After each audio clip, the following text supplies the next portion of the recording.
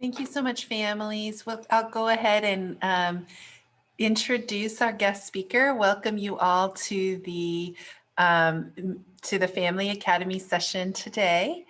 We are expecting a few more families, so as they come in, we will welcome them as well. You have joined us for Stillicum Family Academy. Today we are talking about, our topic today is Connect with Music. And we have a guest facilitator, Megumi Azekawa. And I'll just take a second to introduce Megumi and to welcome her to the space. So let me tell you a little bit about Megumi. She's a board certified music therapist, and she currently manages her practice, which is called Puget Sound Music Therapy, serving the Puget Sound region. She also serves as co-chair for the Washington State Task Force and is passionate about advocacy to promote public awareness around music therapy. She draws her stories from clinical experiences in a variety of settings, including neurorehabilitation, neurologically diverse communities, behavioral health, military-connected communities, elder care, and more. Megumi earned her Master of Music in Music Therapy at Colorado State University, and prior to that, she studied saxophone performance at the University of Washington.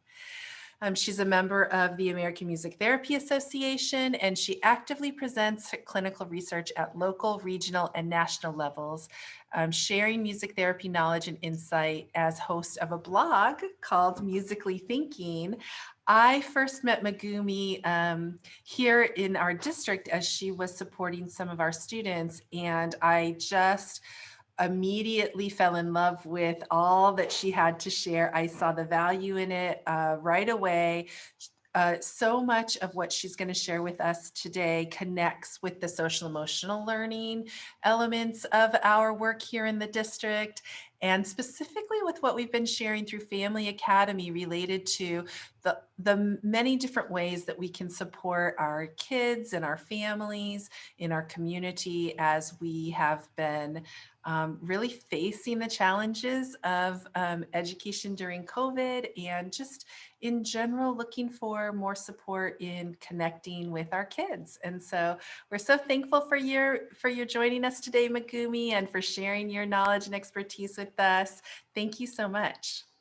Well, thank you for wonderful introduction, Mary. So yeah, I'm Megumi and I live in Tacoma, but when I want to go somewhere just outside Tacoma, the next place I choose is Stelicum. I love to just drive to Stelicum for some reason. I mean, there's a reason, but I just like the Stelicum.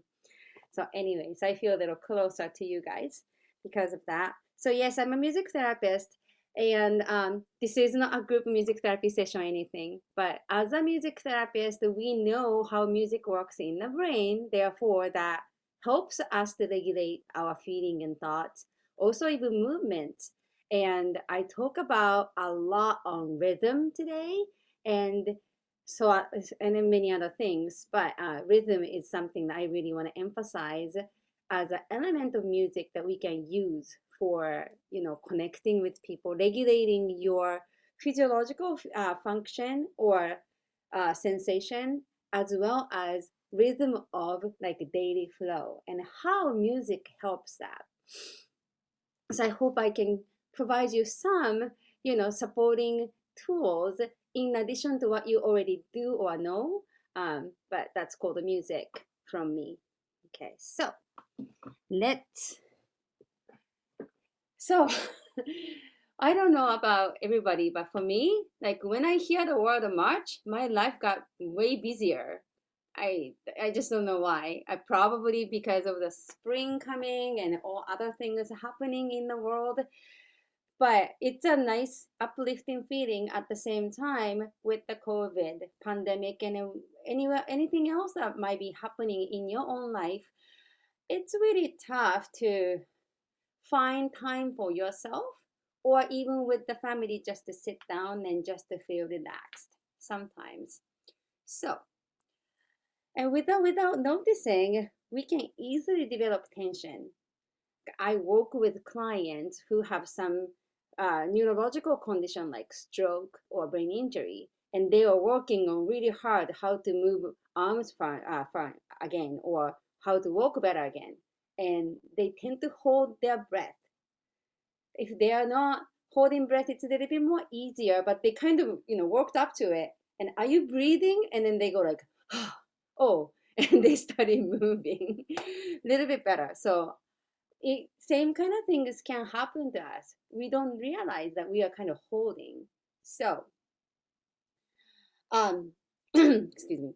If you are willing and able, I like to show this slide to begin with. And, oh, sorry. Have you noticed if you sighed today? Can somebody tell me if you really noticed that you sighed? But we do sigh, we sigh often enough within an hour even. So, and we tend to associate the act of sighing with a negative connotation, most likely like being a little sad or tired and like the disappointment. But at the same time, we sigh to feel a sense of relief and not regulate our autonomic nervous system and keep in check that's regulated. That's what we're kind of innately doing by sighing. So, because I use music, I want to give you some cues and we're gonna intentionally sigh together. So if you feel comfortable being on screen, off screen, a lot of things we do today, sometimes interactive things, if you don't feel comfortable, I'm totally feel free to just be off screen, just on audio only so that you can engage. So this is what I like you to try with me. Do you hear me okay? Okay. So I give you 8 beats. And I will kind of give you a sense of going up, like tightening, or feeling like going up to sign. And then when I play, like 2, 3, 4, and then so when I do this called the glissando, I like it to go. Okay, can we try that? There we go.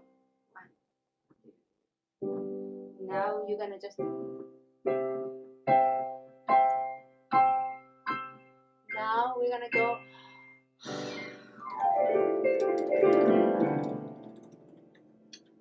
Good. Again.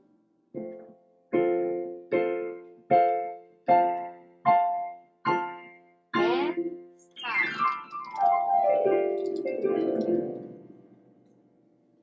Can we do 2 more?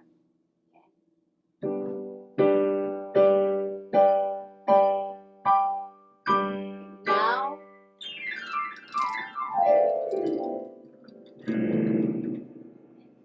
Wow. Okay. That's the one.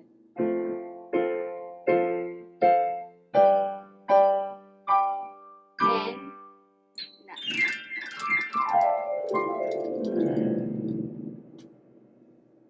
Whoa. Okay. Okay. So you don't have to do in a rhythm to sigh, but I wanted to provide you opportunity to intentionally sigh. It actually cleanses your respiratory system when you are kind of tightening up. And then they go, right? So just wanted to start with that. It's almost 4 o'clock on Tuesday, All right.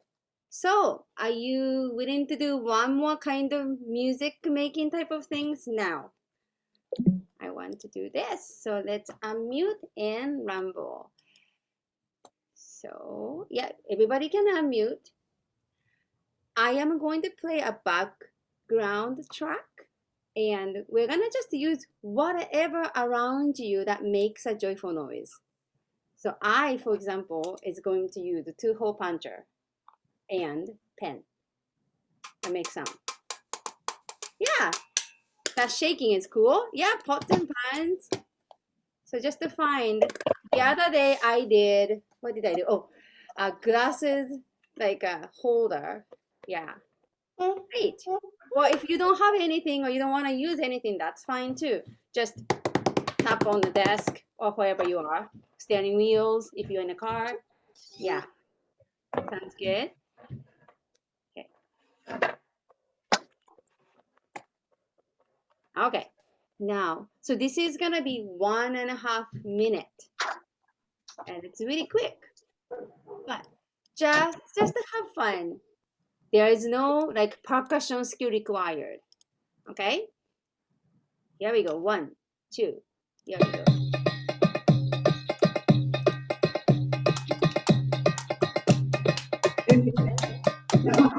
Big sound.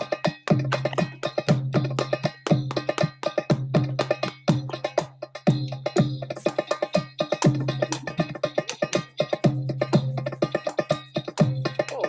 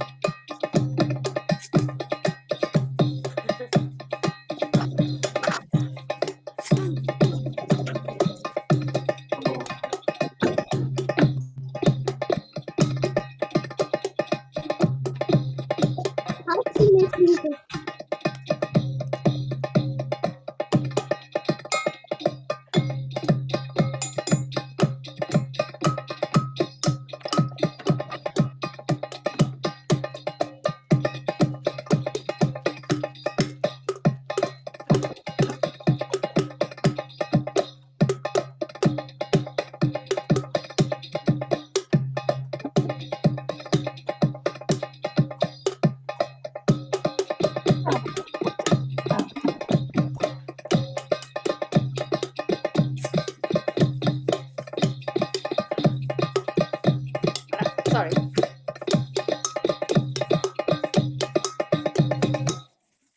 All right. Yeah. Good work, everyone. So yeah, you know, you can do, and I will explain all things we do later on. But it was a short Middle Eastern rhythmic like a track. It doesn't ask you to be knowledgeable about the particular genre or cultural music, but we can just go with the rhythm, right? Okay, so we're gonna talk about why I introduced that and stuff later. But anyway, going back to this hectic life, adding the layer of the thing called the pandemic, it's really not an easy time to just to conduct our lives in general. And Dr. Davidson, he's a neuroscientist, a professor at the University of Wisconsin. So he did the TED Talk. This is way before pandemic happened. But he was talking about the challenges for well-being in a society and how to develop or cultivate a healthy mind in times of this kind of busy time, because just not the pandemic, the information overload, we have a social media and all sorts of different kind of things going on in the world. It's just really hard to find a sense of like a locus of control. And so he identified this distractibility. Where is your mind now? If you don't know where your mind is by focusing on one thing or knowing what your um, mental position is, it's really hard to feel secured, safe, and connected. And at this moment, are you happy or unhappy? A wandering mind is an unhappy mind. So thinking about all things and just not noticing how your thoughts are going, it doesn't serve well or serve helpful to have a groundedness. And loneliness, well, that's heightened, especially with this pandemic. But even so, without it, um, when people feel lonely with whatever occasions or reasons, that has an emotional impact, of course. But how does it affect the physical impact? Those are all intertwined, and loss of meaning and purpose in life. It's goal driven. Instead of a growth mindset, we are judged and evaluated by outer um, measurement, and it's just really hard to find what is your core in meaning, making meaning around what you do or how you serve to the society and stuff like that. So these four aspects he identified are four major challenges for well-being in our society. And then, because he's a neuroscientist, he conducts studies and stuff with brain and how mind works, how it affects, and how brain perceives information and a situation where it is traumatic or less favorable. And all sorts of data combined, he identified 4 pillars of a healthy mind. To have a healthy mind, you ought to have an awareness, meaning capacity to focus our attention and resist distraction.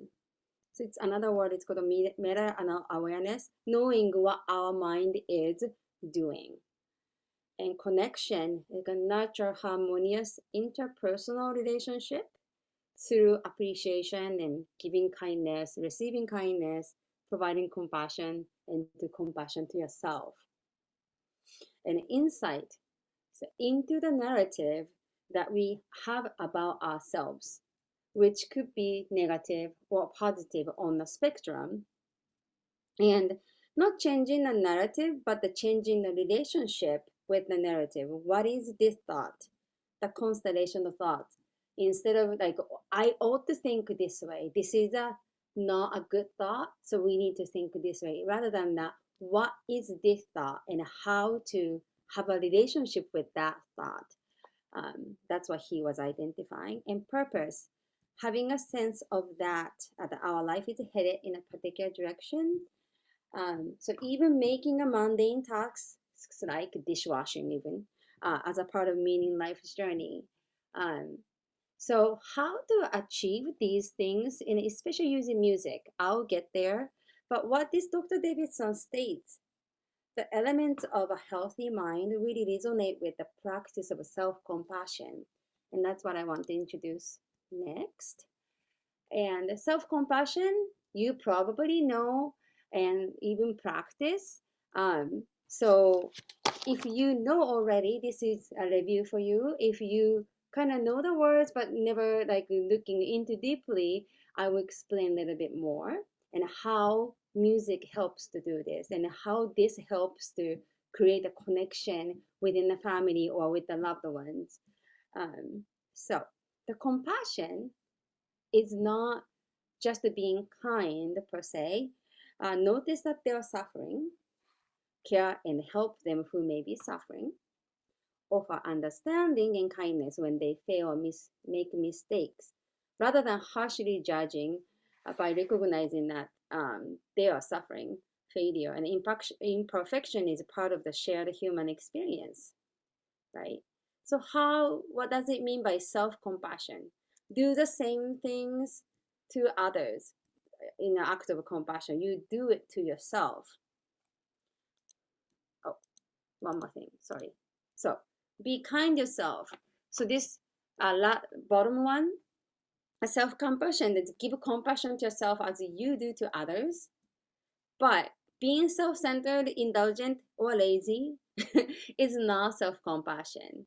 So sometimes people are confused with what self-compassion, because be kind to yourself. What do you mean by that? If you know it, sorry, this is a repeated information, but I just wanted to clarify and emphasize that. And how do you do that this busy life? You may be working and doing household jobs and taking care of your family and maybe parents or grandparents or friends. No time for myself. And don't feel like adding one more thing to do. So, how to do that? What I want to offer is this. So, to me, what self compassion is to intentionally create time to tend yourself, and adding the music to it is be kind to yourself creatively. Okay? So this closed eyes and open eyes. I just wanted to explain that. Self-compassion, okay, mindfulness. Yes, mindfulness creates a serenity or tranquility. Tend to ask the participants to practice with closed eyes, with calm music. That's one way to do it, and that's great. And I will do that with you today. But it's also okay to be eyes wide open. It's mindfulness. It's the practice of self-compassion. Self-compassion leads to practicing mindfulness, and that um, is to notice how you are sensing, how you are thinking, how you are feeling.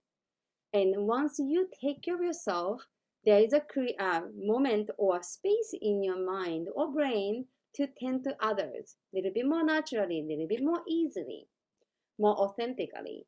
So to do so, yes, you can do the mindfulness with eyes closed, but there is a way to do with eyes wide open. And music can offer either way. So far, any questions? Okay. I haven't gotten the meat of the. There wasn't anything in the chat box yet, Megumi. All right, great. Okay. So I wanted to go back to, so this one. So because your children may be not like elementary school or younger kids, it could be middle school and up. And the way to connect them are totally different, obviously. Um, but in general, um, if you practice self-care and be an example and then tend to yourself and then giving yourself a time, it's naturally permeate that act that they can do a little more easily. And music can offer a lot of things. Well, incorporating music to do self-care or mindfulness type of things, we can do a lot of different activities. But today, I want to focus on this one with the circles. So share your own feeling to encourage self-awareness. Set aside time for low stress or solo activities, focusing on articulating feelings. Establish a self-care routine, encourage them to focus on the moment. Practice self-care for yourself to set the standard. So those are the kind of the key things I want to address by introducing few things using music. Okay. All right, so let's do this. Now, so I said I'm going to talk about rhythm. So rhythm, our brain, I'm going to explain a little bit more about brain and music type of things later on, but our brain loves rhythm. You don't have to have a musical background or a musician background or any training. Our biological being loves rhythm. So getting that idea, incorporating into it, and practicing the mindfulness so that you can focus and aware of what your thoughts are, your feeling, or your sensing are. So I want to explain this one and then try to do it together. Have you done square breathing? Maybe? Okay. So I will again at the piano, but try to focus on the music and the breath and do that. So just a nutshell and a reminder how to effectively do the mindfulness. So focus on one thing in a moment. Well, I said two things, but music is more like a setting the template to be able to focus on one thing at a moment. Okay, and throw yourself into doing so completely. Your mind wanders when you're doing the mindfulness, but always coming back. So that throwing yourself into doing so completely as much as possible. And observe and describe what you are experiencing and feel without judging it either good or bad. So we're going to do breathing exercise and mindfulness tool facilitated by the rhythmic notion of music. It's not about how to do it perfectly. Oh, this was too shallow. This was not a great way to do breathe. It's not what we're trying to achieve. So observe and describe what you're experiencing. That's all you need to do. And letting go of a desire to be right and doing what works us. So I covered my word. Using mindfulness skills to be effective. Oh, that's what I just explained, I guess. All right. So music is gonna be self-explanatory in terms of you following how to do it. So breathing in 4, hold 4, breathe out 4, wait for 4. 4 means 4 count. And I will give you the pulse beat anyway, so you will sense it. Okay? So if you feel like turning off the camera to just have a little bit more private space and focus, that's totally great. If you're okay with on screen, that's also great. So let's try it. And then when you breathe, try to use this diaphragmatic, this belly area instead of trying to go up. And when you breathe out, do you know what the pursed lip breathing is? Breathing in and then kind of, perking the lips. That way you can control the airflow. Okay, so we're gonna do that sequence 4 times. Okay, here we go. Take a deep breath now. 1, 3, 4, and hold. Out.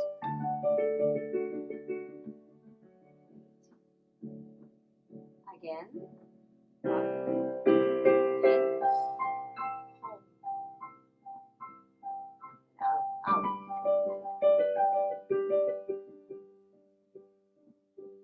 Another one. In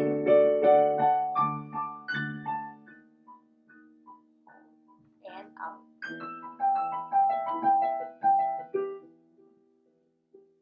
Last one.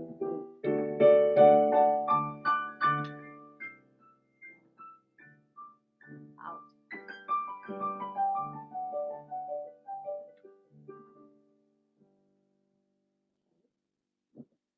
Right.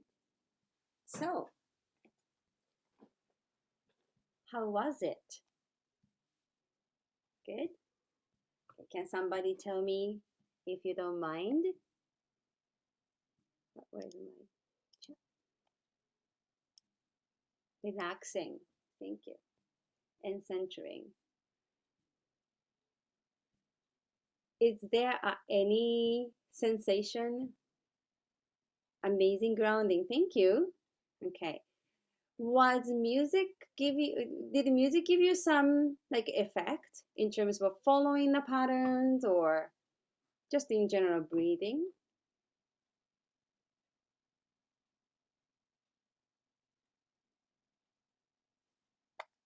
Oh, sorry. Oops. Yeah, so yeah, there is a chat box comment. Marilyn said grounding.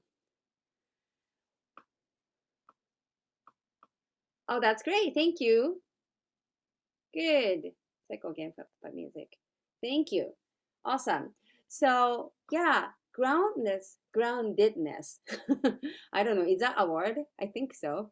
Predictability. So rhythm gives you anticipation. So therefore we can predict. When we can predict what comes next, we do better or we feel better. We can think better, right? And so we will talk about why our brain loves rhythm later, but that's one of the reason. Rhythm regulates your kind of inner feeling, inner sensation that way, so that you feel more secured.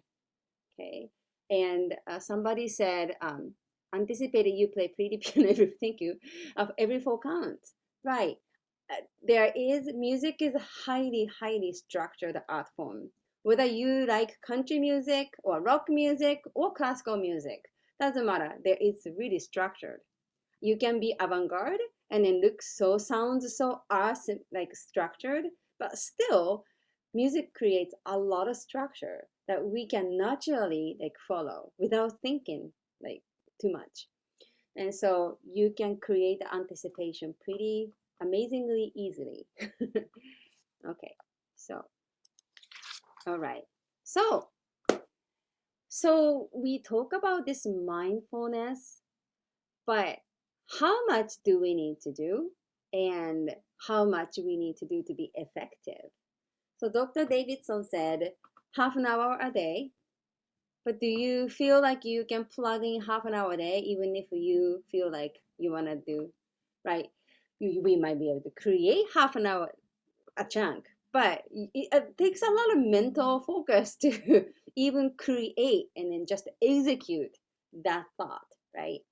You can do 10 minutes and 17 minutes and what? Another 30 minutes. That's in total 30 minutes, but it's really tough. So he was suggesting at least 3 minutes a day. Can you do it? Just to start with, and then make as a habit. And maybe if you want to do or feel like you want to do more, then you can just increase. So I said that to the other day when Mary was there. I'm originally from Japan. When I hear the 30-minute, the word 3 minute, it just instantly reminds me of the ramen noodle. It takes 3 or 5 minutes to cook. And when I was young, it's a really tough 3 minutes to wait, right? I should have done mindfulness. But 3 minutes is not a long time. And I tell you why. What can you do in a 3 minutes? You can do all those things. Why not mindfulness? Right? And that piano sequence was a minute. No, sorry. I, well, yeah. Can you do two more times? Right? I think we can. I hope you can. Right? And so, music wise, nowadays songs are longer than 3 minutes. I don't know your generation, what genre you like, but I just wanted to give you some examples that's around or under 3 minutes. You know, Louis Armstrong, What a Wonderful World is around 3 minutes. And Stand By Me is 3 minute ish. So you can just to see. So if you can listen to one song to just focus on listening instead of just the background, I think we can create 3 minutes to yourself. So doing the self compassion as gives a lot of benefits to you, but I like you, I like to encourage you to use music or song that elicit or foster your idea of doing, giving something to yourself. 3 minutes to yourself. Okay, so that's one way to use. So here is a chat box question. When do you listen to music? And why do you choose to listen or play music at a certain time or occasions?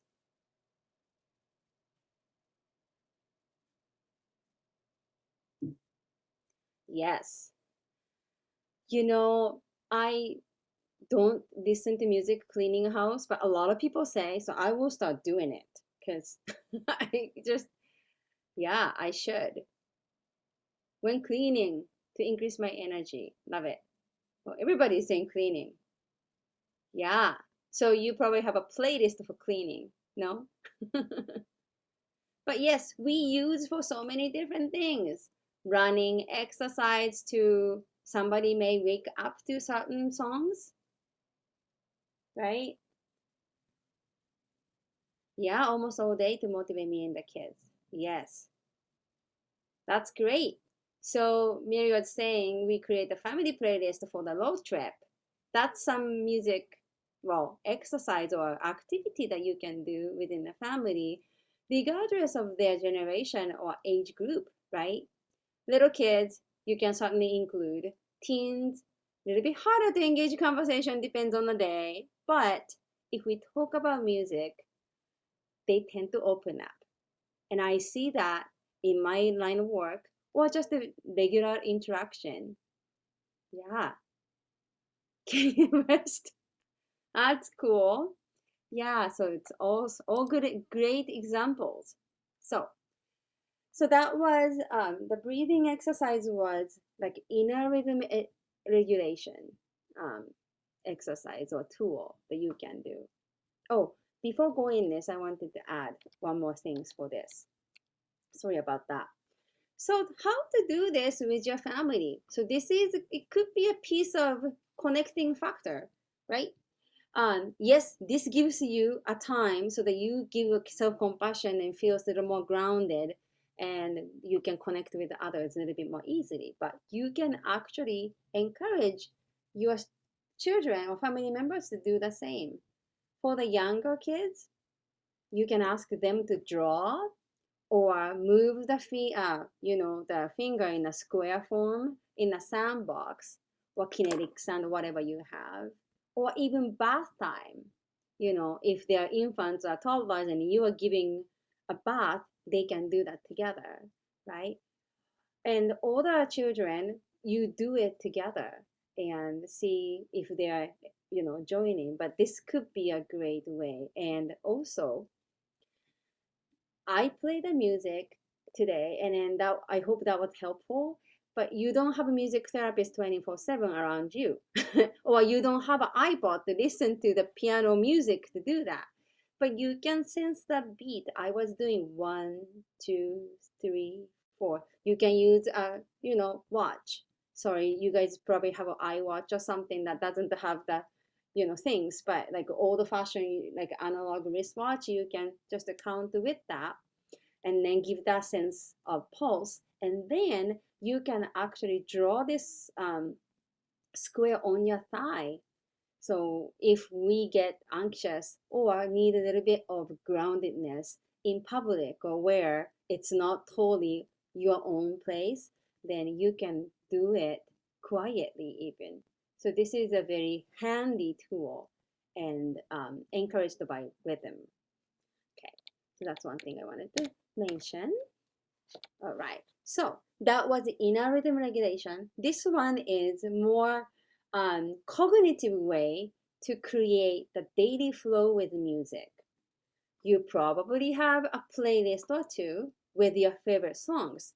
And then somebody said, Marilyn's almost all day to motivate me and the kids. So you guys probably have some songs collaborating together to put in a playlist or taking requests and you put right in a like song or whatever. But just intentionally using the fact that music encourage certain behaviors or thoughts. Start your way with music, pump up your midday hump, wind down for the day, and then just go by feelings. What's the music when you're feeling ambivalent? Like you're feeling ambivalent, how to choose the music, but that could be a great discussion too, right? How you when you want to feel confident before a test or quiz or whatever you are children are facing, hopeful, sad, loving, so many different feelings that we can identify, and you want to feel accepted, liberated, empowered. Yeah, there are lots of songs, and there is no cookie cutter playlist that I can provide you because music is different in people's lives. Each person has a unique history with music, and nothing is identical.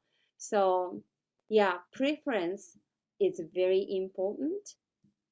And another thing I wanted to mention about how to do this, oh, I have this, that's right. So I can provide, if this looks good, as a post session handout, but like a playlist organizer. If this helps you to create the discussion or family talk, when I'm feeling this way, give me some songs. And then the middle one is just a family playlist template, and just what kind of songs are okay to go in or not okay to go in because of what rules. You can even identify that. So, and then the last one is, when you're feeling want to be hard and understand for a sleepless night, just because my all-time favorite, some pointers. And I said one thing about when you're feeling sad. Sad music is not always minor music. Minor music is like Yeah, that could be sad to people's perception, but it's not always. And then peppy music is not always happy. That make people sad if that song or music is associated with their negative memories. So our brain is not just perceiving because of this kind of elements, not necessarily that the sad songs. That being said, when you're feeling sad, what do you want to listen? When you're feeling, when you want to feel happy, not when you are happy, when you want to feel happy, what do you want to listen? And then give it, like peppy songs, uplifting songs is not always the case. They want to be heard. Music can be a great empathizer that, oh, music is relating to my feeling. That's why we listen a lot of times. So that kind of sensitivity as a family, amongst family, there's a good way to talk and make a connection with them through music. Okay, so, and then I don't know whether any of you have a teenagers, tend to listen to rap or hip hop or heavy metal or loud music, let's say. And there are some research or clinical aspect of it from other music therapists that I've found out that their information online that they are saying um, why they listen to those music could be a pain induced. It's not physical pain. It's not really emotional pain like they're hurting or anything, but they want to be away from anything but listening to music, and they just want to use that music as a distractor. So that's really valid way of using music. And from my end, what I want to suggest is a louder music could affect hearing really badly, right? So that's some sensitivity to consider and then have a discussion. And another one is, you know, the rapper or hip hop musician or rocker, they have this exciting music, but they also have some ballad or coma music, quote unquote, in their genre, and they can make a balance out.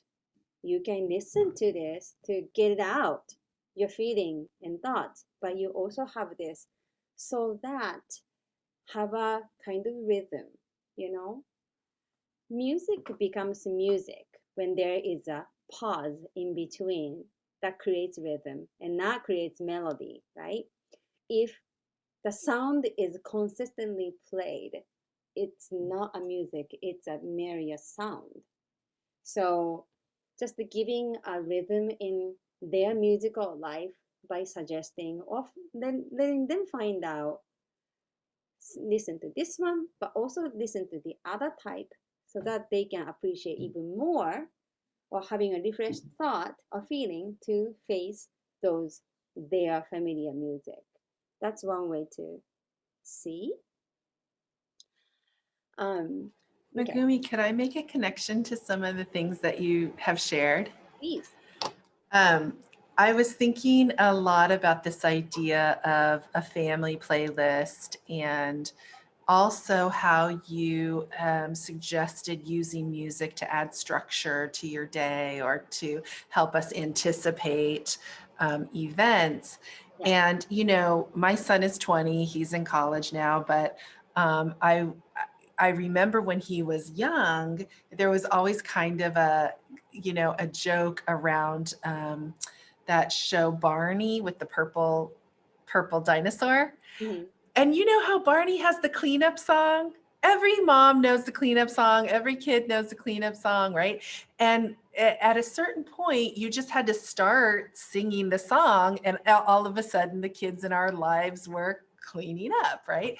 Because the song gave the cue that it was time to clean up. And so as my son got older, I'm thinking now, I didn't do this, but I am thinking now, wow, Mary, you could have used that knowledge to create that maybe a structure like this where um, One of the challenges that I recall with Wesley, especially in middle school, was he started to get really interested in video games and he was constantly, right, playing video games.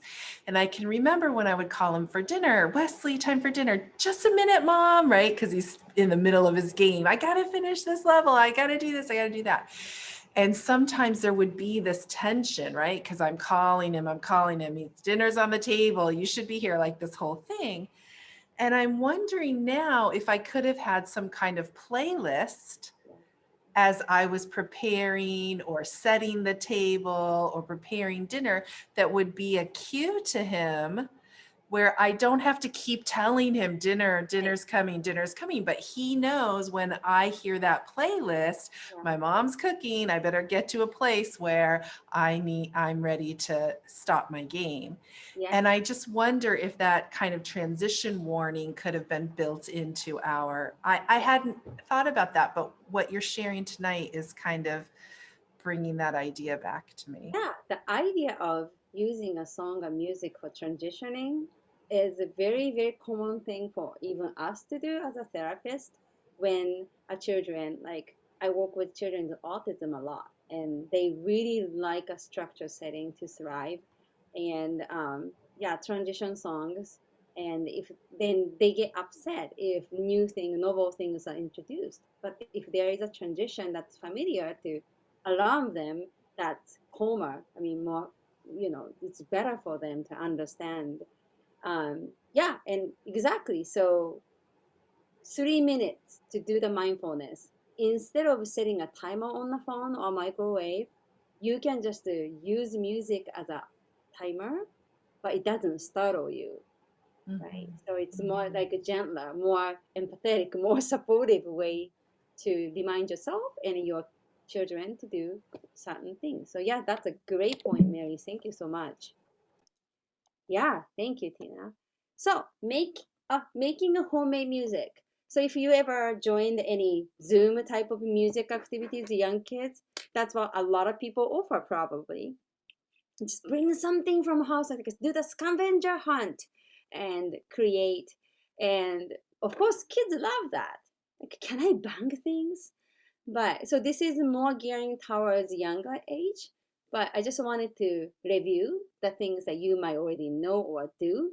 Um, you can also incorporate just making sure, well, like, this glass makes this sound, but this pot makes this sound. What happened if I tap with a plastic over wooden spatula kind of things, and metal with plastic different things? What is a quieter sound things?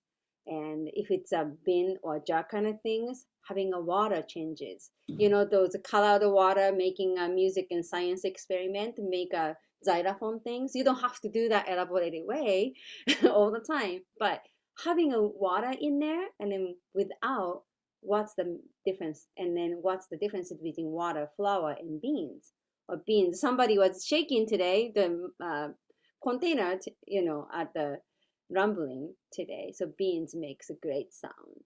And this last idea is something like I do with my household. More like it's not like we don't claim we do America Got a Talent, but my daughter, who's 8 years old, loves to sing, and yeah, tends to happen in the kitchen. So we can create that kind of things.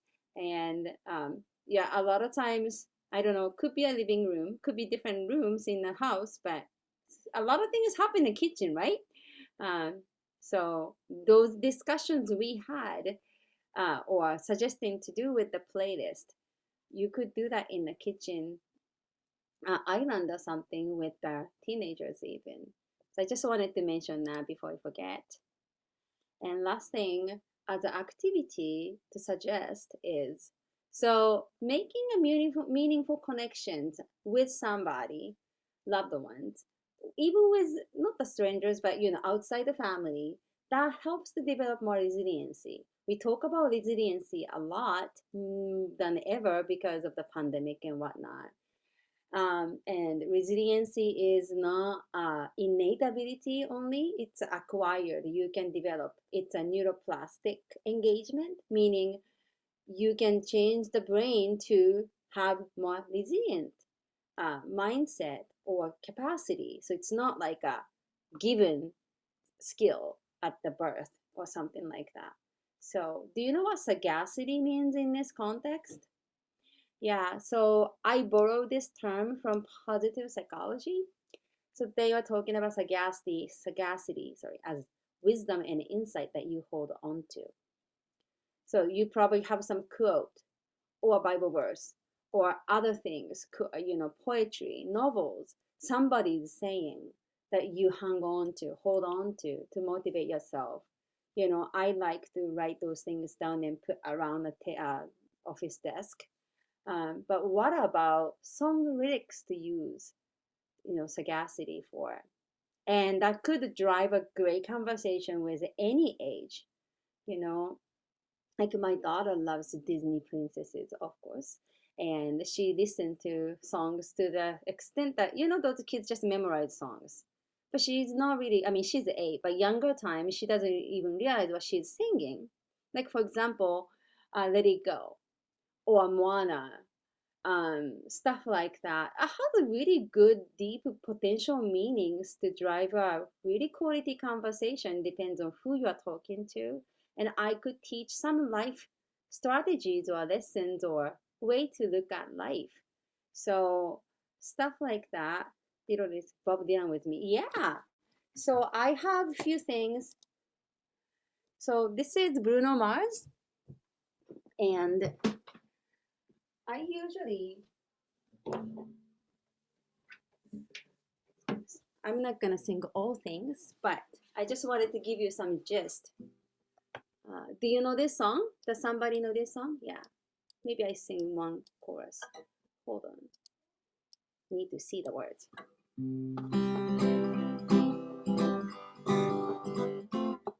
If we ever find ourselves in the middle of the sea,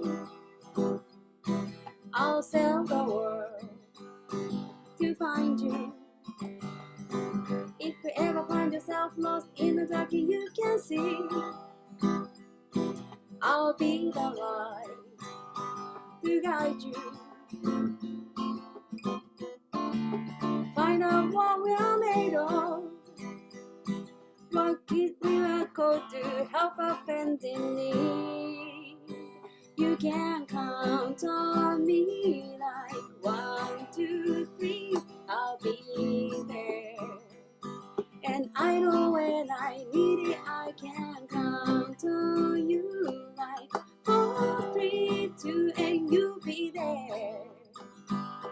'Cause that's what friends are supposed to do, oh yeah. Ooh, ooh, ooh, ooh. Yeah. It goes on and on. Oh, thank you. Anyway, so I have done using this song for my work. Like what friends mean to you. And if somebody is really, really depressed because they can't see because of the lockdown, so how can you be supportive of them? They feel like they're helpless not to be able to support friends. Yeah. Oh, thank you. Awesome. Yeah. So drive a conversation, especially with older kiddos. So you have the empathy, you have that all the love, but sometimes as a family members, maybe it's hard just in general to do that every day in day out, to reach out to the maximum potential, and that's just normal, right? But use music as a tool to facilitate this empathizing with others. That's what I like you to kind of use as a tool, like put in the pocket. Um, so enhancement, I I should say. think if I just want to add one more comment Sure. from my own son's experience. I think too, with older kids especially, it can feel like sometimes I'm just like, I don't get it, like why he likes some of the music he likes. I can just feel Right. like so like Yeah. I don't get it.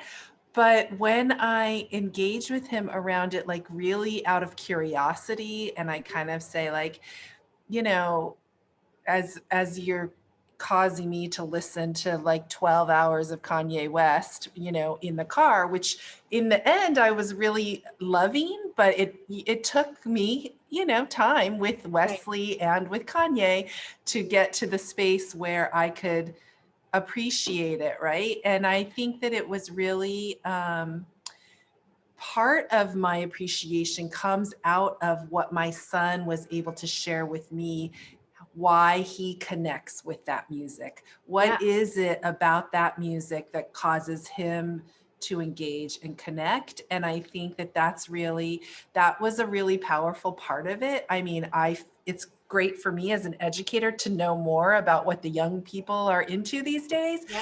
but also, it was really good for me as a mom to have that connection point with my son, Yeah.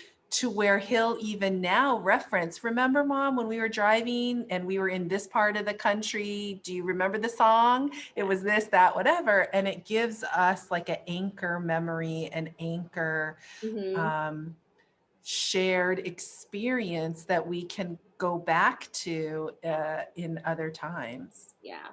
Especially that ambivalent years when we're growing up. It's hard.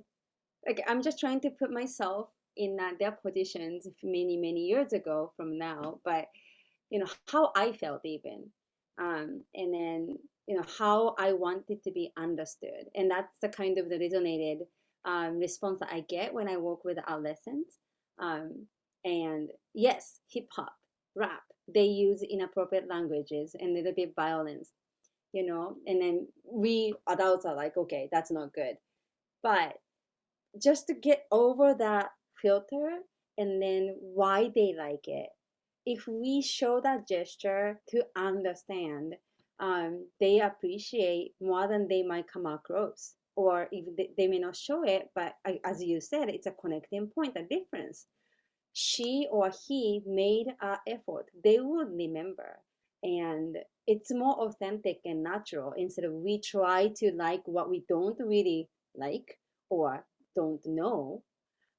So that's, it can be more reciprocal, and music can be a bridge for that. So this is Demi Lovato, like confident. What's wrong with being confident? And there are a lot of message, because musicians are sending message through the rhythm of songs, and this is fix you. You know, we don't want anybody to fix somebody, like just to force you to fix, forced to fix you. But when you see this song and then listen, it's more than that. You know, um, it is very resonating, like trying to understand the people's pain and something that they failed or lost.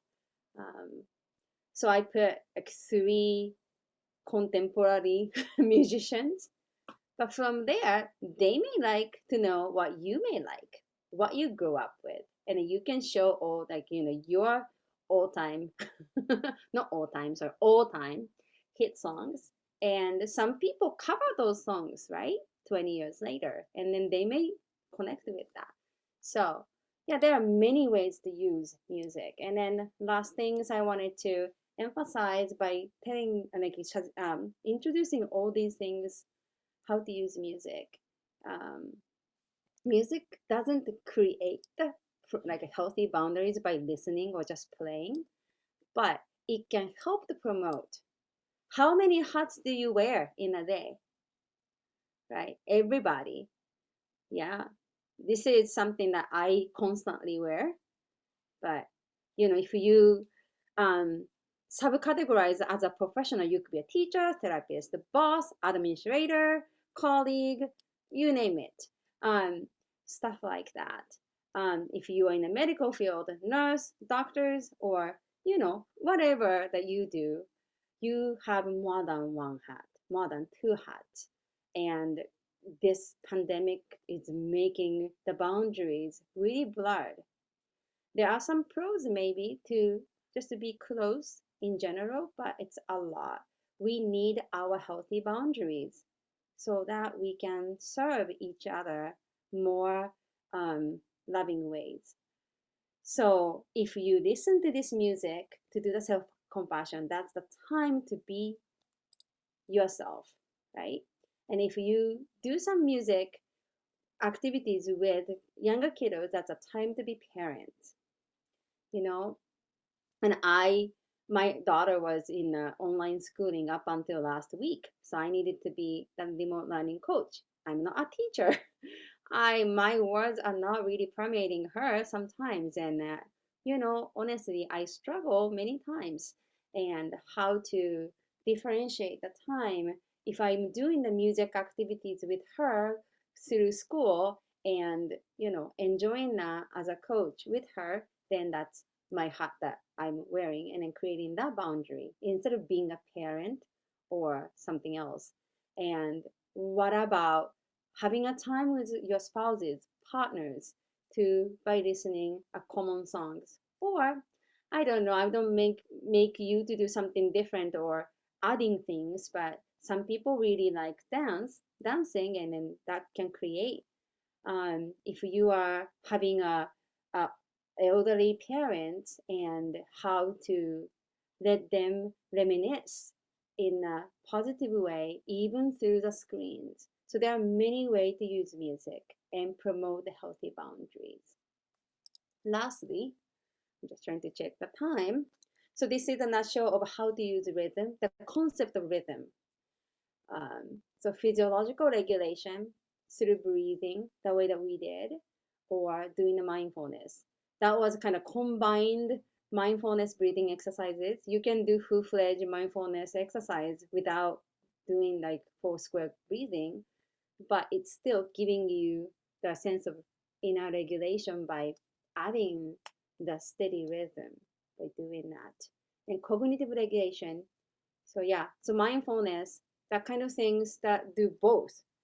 But music inventory that we're talking about, like how to create a daily flow, and sagacity, creating some connecting point by using the song lyrics to drive the discussion to heighten your importance of connecting with others and playing together. So um, when you are we are playing something, we use the household instrument, and then be aware how others are doing. That's synchronization that we say, but that's called also a joint attentional theory of mind. And that is very important, because if you don't know what others are doing, it's really less empathy to understand what others are doing.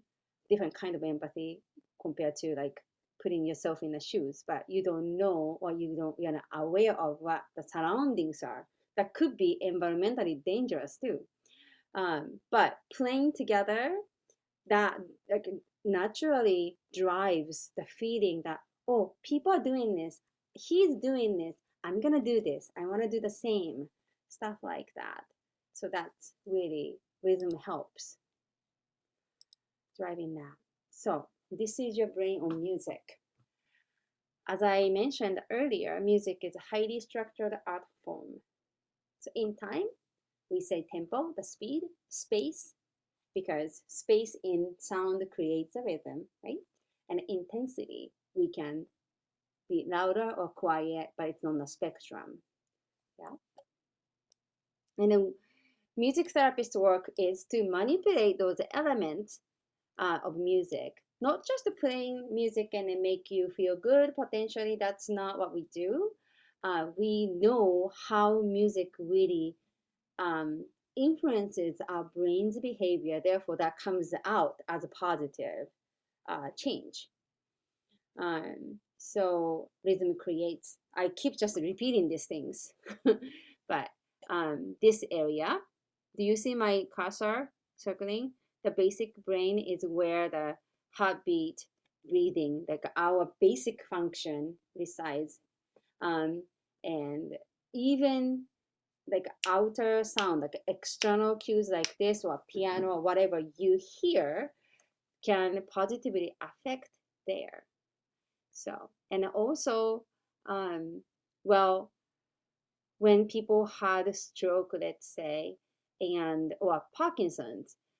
Parkinson's gives us irregular like walking patterns because the motor coordination area is affected by that disease. But when we give a steady rhythm for the walking exercises, especially embedded in the music that they prefer, is more effective than just giving a metronomic cue like snapping or mechanical cues. But they will fall like synchronize with the rhythm of the sound, and then they can actually walk more stably, more fluid manner. So those are like researched and validated, and we use a lot. So giving that from that idea, we can use rhythm to regulate our movement or even feeling. So, and okay, so dopamine, you've probably heard that word a lot. And even anticipating to listen to the music gives you a increase of dopamine. Some studies suggest that. Okay, so sorry, I just scrolled. Okay, so those are little things that I wanted to explain about brain. Oh, hold on a second. Probably you can see this way. Okay, can you see this way? Okay. Okay. So in summary, listen to yourself or your loved ones through listening to music to create a sense of connection. And then creating a connection leads to increasing resiliency. And coupling with the use of rhythm to regulate your daily flow of life or day, and also your inner rhythm that gives you a sense of regularity and safety. Those are all intertwined. By doing so, we can feel more grounded, safer, and connected. So I hope I give you some ideas how to utilize music in your life. Um, and Mary found this quote, and I just wanted to share. So I really believe in the power of music to relate to others um, in many ways, but especially for younger folks.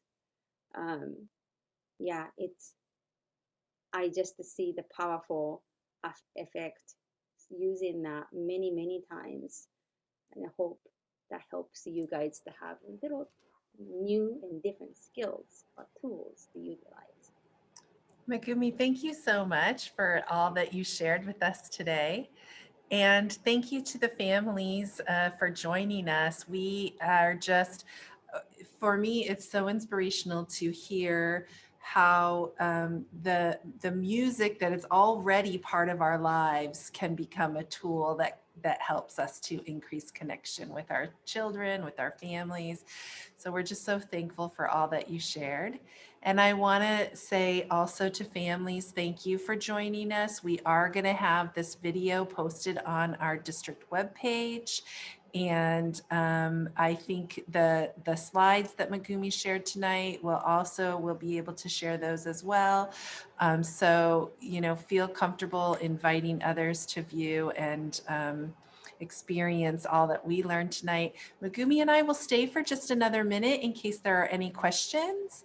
But families, we just want to say thank you. And if you have a question, you want to unmute, you want to type something into the chat box, we'll be glad to respond.